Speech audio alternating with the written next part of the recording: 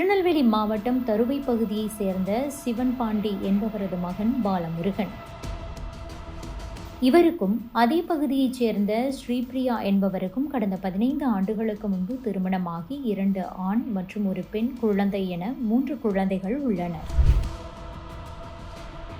30 வயதான ஸ்ரீபிரியாவிற்கும் அவரது கணவர் பாலமுருகனுக்கும் இடையே ஏற்பட்ட கருத்து வேறுபாடு காரணமாக ஸ்ரீபிரியா கோவையில் தங்கி தனியார் நிறுவனத்தில் வேலை செய்து வந்திருக்கிறார். காந்திபுரம் 100 அடி சாலை 2வது வீதி பகுதியில் உள்ள தனியார் பெண்கள் தங்கும் விடுதியில் தங்கி பணிக்கு சென்று வந்த நிலையில் பாலமுருகனின் உறவினர் இசக்கிராஜா என்பவருடன் ஸ்ரீபிரியாவுக்கு பழக்கம் ஏற்பட்டுள்ளதாக கூறப்படுகிறது. இது தொடர்பாக ஸ்ரீபிரியாவுடன் இருக்கும் புகைப்படத்தை பாலமுருகனின் உறவினர் இசக்கிராஜா வாட்ஸ்அப் மூலமாக பாலமுருகனுக்கு அனுப்பியுள்ளார். இதற்கு உடந்தையாக ஸ்ரீபிரியாவும் இருந்துள்ளார். அதை கண்டு ஆத்திரத்தின் உச்சிக்கே சென்று நேற்று முன்தினம் திருநெல்வேலியிலிருந்து கிளம்பிய பாலமுருகன் நேற்று காலை கோவை வந்துள்ளார். பின்னர் ஸ்ரீபிரியா வேலை செய்யும் டவுன்ஹால் பகுதியில் உள்ள நிறுவனத்திற்கு சென்றிருக்கிறார். அப்போது ஸ்ரீபிரியா பாலமுருகனிடம் மன்னிப்பு கேட்டு கெஞ்சியதால் அவரை அங்கேயே விட்டுவிட்டு உறவினர் வீட்டுக்கு வந்துள்ளார். இந்த நிலையில் ஸ்ரீபிரியா மீண்டும் இரவு பாலமுருகனிடம் தொலைபேசியில் தொடர்பு கொண்டு இசக்கியுடன் தான் இருப்பேன் என்று தெரிவித்ததாக கூறப்படுகிறது.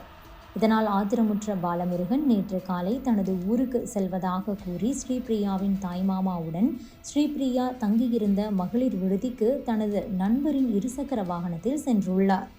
அப்போது மனைவி ஸ்ரீபிரியா காலை உணவு சாப்பிடுவதற்காக வந்தபோது அவரை பாலமுருகன் பார்த்திருக்கிறார். ஸ்ரீபிரியாவை தன்னுடன் வரவேண்டும் என கூறியிருக்கிறார். அந்த நேரத்தில் இருவருக்கும் வாய் தகராறு ஏற்பட்டிருக்கிறது.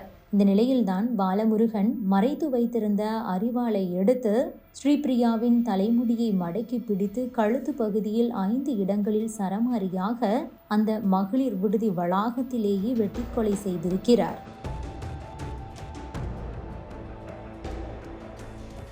மேலும் காவல்துறையினர் அங்கு வரும் வரை அங்கிருந்த ஒரு இருக்கையில் கால் மேல் கால் போட்டு அமர்ந்தபடி இருந்த பாலமுருகன் அதை புகைப்படமாக எடுத்து துரோகத்தின் சம்பளம் மரணம் என தனது வாட்ஸ்அப் ஸ்டேட்டஸில் வைத்திருக்கிறார்.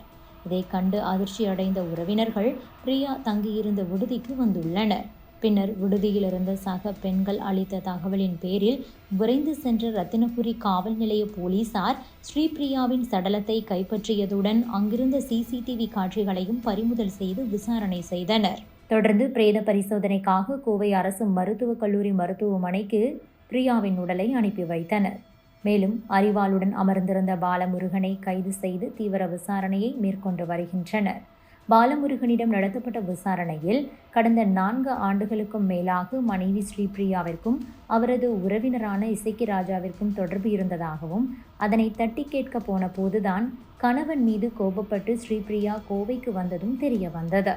மேலும் நேற்று காலை கோவைக்கு வந்த பாலமுருகன் நேற்றைய தினமே ஸ்ரீபிரியாவை கொல்ல திட்டமிட்டிருந்ததும் டவுன்ஹால் பகுதியில் சந்தித்த போது இருவருக்கும் வாக்குவாதம் ஏற்பட்டதாகவும் அப்போது அந்த பகுதியில் ஆட்கள் அதிகமாக இருந்ததால் கொலை செய்யாமல் விட்டுவிட்டு அடுத்த நாள் காலையில் மது அருந்திவிட்டு விடுதிக்கு வந்து கொலை சம்பவத்தை அரங்கேற்றியதும் தெரிய வந்துள்ளது.